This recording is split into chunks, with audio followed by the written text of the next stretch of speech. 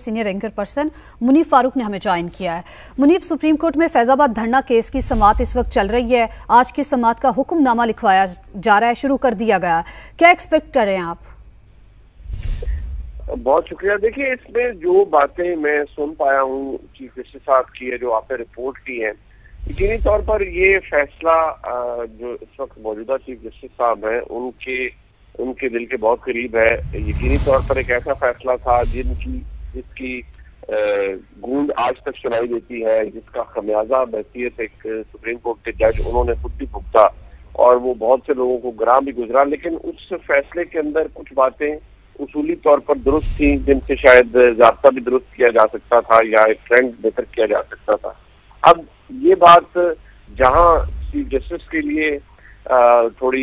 Irritating होगी या उन्हें तशवीश है कि विड्रॉ क्यों की जा रही है मुताद्दिद नज़रसानी की दरखास्तें, तो वहीं पर एक इत्मीनान का बायस भी है कि शायद किसी तरह की कोई महाजराई कोई किसी जगह पर नहीं चाहता और यही सिलसिला है कि कम से कम उसके अंदर अगर कोई अच्छी डायरेक्शन दी गई हैं तो उन पर मुकम्मल अमल दरामद की जा सके। हाँ, ये बात जरूर है कि मुकम्मल अमल दरामद तो उसी सूरत में हो सकता है जब हर कोई किसी की हाकमियत तस्लीम करे और अगर कानून की बालादस्ती पर यकीन रखा जाए और सुप्रीम कोर्ट के फैसले को मुकम्मल तौर पर माना जाए तो फिर अच्छी बात है। वो एक ऐसा फैसला है जिससे अच्छी गाइडलाइन मिलती है, इदारों को अपनी हुदूद के बारे में पता चलता है, कुछ काम जो कि उस बदकिस्मत उस जो हालात थे 2017 के उनसे जुड़ा हुआ है। लिहाजा कम से कम बेहतरी होगी हमारी रियासत के लिए कि हम आइंदा खुद रियासत अपने घुटने ना टेके, ना ही ऐसे हालात पैदा हो कि कोई भी किसी भी मामले को मुद्दा बनाकर रियासत को उसके पैरों पर ले आए या घुटनों पर ले आए। उस हिसाब से तो मैं समझता हूँ ये फैसला बहुत अच्छा था। लेकिन डिपेंड करता है कि आज के ऑर्डर के अंदर चीफ जस्टिस साहब लिखवा कह रहे हैं, क्योंकि एक बात जरूर है कि वो इस बात पे उनको तशवीश भी है और वो नाराज भी है कि अदालत का वक्त जाया किया गया, जिसके ऊपर जब से चीफ जस्टिस साहब आए हैं वो बार बार इस बात के ऊपर फोकस करते हैं कि अदालत का वक्त ना जाया किया जाए, क्योंकि पेंडेंसी ऑफ केसेस बहुत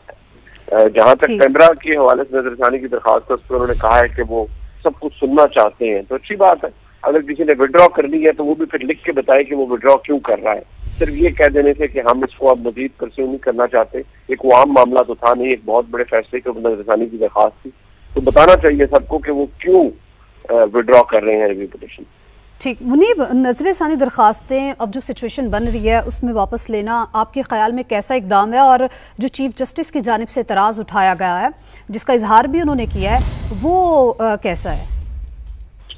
देखिए, इकदाम तो ऐसा है कि शायद एक आफ्टर थॉट है, कोई ये सोच रहा है कि शायद जरूरी नहीं है इस वक्त सिलसिला इस मामले को आगे बढ़ाना या इस महाजराई को आगे लेके जाना या किसी तरह की कोई माहौल के अंदर तल्खी पैदा करना। लेकिन दूसरी जगह पर अगर वो अदालत उनसे ये मांग रही है कि आप तहरीरी तौर पर बताइए कि आप क्यों, आपका मौक़िफ़ क्या है और आप क्यों इन पिटीशंस को मजीद या रिव्यू पिटीशंस को आप सामने नहीं रखना चाहते, जबकि आपने ये कहा था अपनी तमाम रिव्यू पिटीशंस में कि अदालत के इस फैसले में बेशुमार गलतियां हैं, तो बताएं फिर गलतियों का क्या सिलसिला है। पाकिस्तान तहरीक इंसाफ ने कहा था कि जिस उनके धरने 2014 के धरने का जिक्र किया गया तो वो भी एक नाइंसाफी थी। अब क्या पाकिस्तान तहरीक इंसाफ हैसियत जमात उससे वापस मुड़ रही है, फिर रही है, वो भी सवाल है। IB इंटेलिजेंस ब्यूरो फिर रहा है, या अगर कोई भी इदारा, कोई भी मिनिस्ट्री ऑफ डिफेंस अगर पीछे हट रही है तो कम से कम वजूहात तो बतानी चाहिए। या जब आप कोई फैसला उसके खिलाफ नजरसानी की अपील, क्योंकि नजरसानी की अपील या नजरसानी की दरखास्त कोई बाकायदा अपील नहीं होती, आप अगर उस दरखास्त को विड्रॉ करते हैं तो उसका मतलब ये है उसूली तौर पर कि आप उस फैसले को तस्लीम कर रहे हैं। तो क्या ये तमाम इदारे या शख्सियात अगर इन रिव्यू पिटीशंस को, इन नजरसानी दरखास्तों को विड्रॉ करते हैं, वापस लेते हैं, तो क्या ये बात भी तहरीर करेंगे कि हम इस फैसले को मनोअन तस्लीम करते हैं, और जब तस्लीम करते हैं तो क्या उस फैसले के अंदर जो अहकामात हैं उनकी पासदारी की जाएगी? ये वो सवाल है जिसका जवाब मैं शायद अभी आपको नहीं दे पाऊंगा। तो इसके बाद सिचुएशन क्या बनती हुई दिखाई दे रही है आपको? देखिए, डिपेंड करता है कि चीफ जस्टिस साहब खुद भी इस मामले को किस हद तक या किस तरीके से डील करते हैं। अगर तो माहौल ठंडा रखा जाए और महज कानूनी दलाइल तक की बात रहे तो अच्छी बात है, لیکن اگر وہاں پر وکلا کی جانب سے یا ایون عزت مآب چیف جسٹس صاحب یا ان کے ساتھ صاحبان موجود ہیں، اگر ان کی طرف سے کوئی آبزرویشنز آئیں یا کچھ اسٹرکٹ ریمارکس آئیں تو یقینی طور پر اس سے ماحول میں تلخی بھی پیدا ہوتی ہے، پھر کسی جگہ وہ کسی کو ناگوار بھی گزرے گا۔ بہت سے معاملات اگر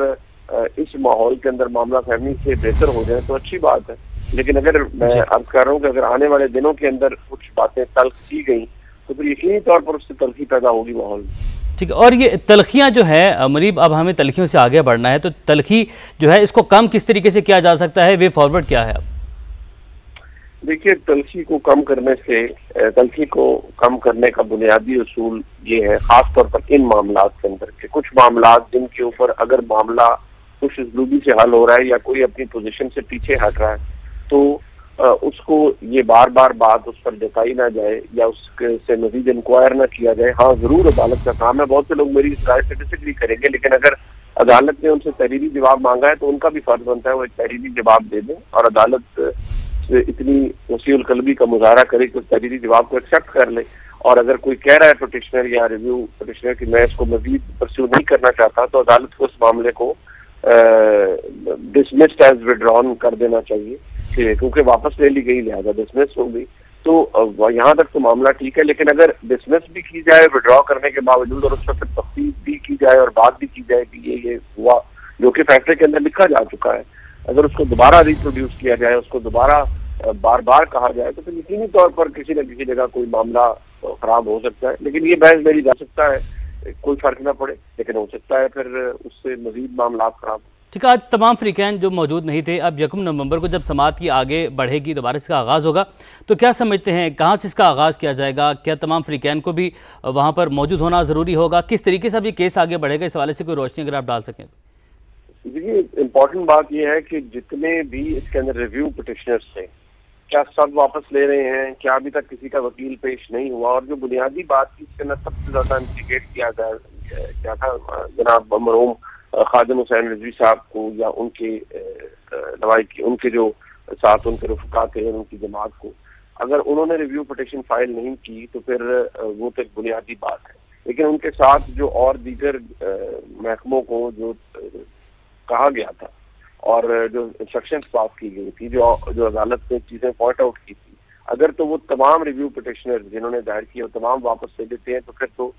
عدالتی زبان میں اسے کہا جاتا ہے ڈسمسڈ ایز وڈران، یعنی کہ وڈرا کی گئی اس لیے ڈسمس ہوگی۔ ویسے بھی ریویو کے اندر اسکوپ بہت لمیٹڈ ہوتا ہے، اگر کوئی پٹیشنر عدالت کو کوئی غلطی بتا ہی نہیں پاتا کہ آپ کے فیصلے میں یہ غلطی تھی یا عدالت کو کنونس نہیں کر پاتا تو پھر تو ریویو پٹیشنز کا عام طور پر تو ویسے ہی اسکوپ بڑا لمیٹڈ ہوتا ہے، عدالتیں بہت کم ہوتا ہے، جس میں 10,000 میں سے شاید کوئی ایک فیصلہ ہو جس میں سے ریویو پٹیشن کو ایکسیپٹ کیا جائے، کئی دفعہ پارشلی ایکسیپٹ کیا جاتا ہے۔ لہٰذا میں سمجھتا ہوں کہ تمام جتنے بھی ریویو پٹیشنرز ہیں اگر وہ واپس لے لیتے ہیں تو معاملہ ٹھیک ہے، اگر کوئی نہیں لیتا تو پھر عدالت اسے کہے گی کہ آپ دلائل دیں، اور جب دلائل وہ سن لیں گے تو اس کے بعد عدالت اپنا فیصلہ کرا دے۔ ٹھیک ہے منیب، آپ ہمارے ساتھ موجود رہیے گا۔ سہیل رشید جو کہ وہاں پر موجود ہیں ان سے ہم جانتے ہیں۔ سہیل، آپ بتائیے کہ وہاں پر کیا کچھ ہوا، سماعت کا احوال بتائیے، کس کس نے اپنے دلائل دیے ہیں اور باقی کون کون بچا ہے؟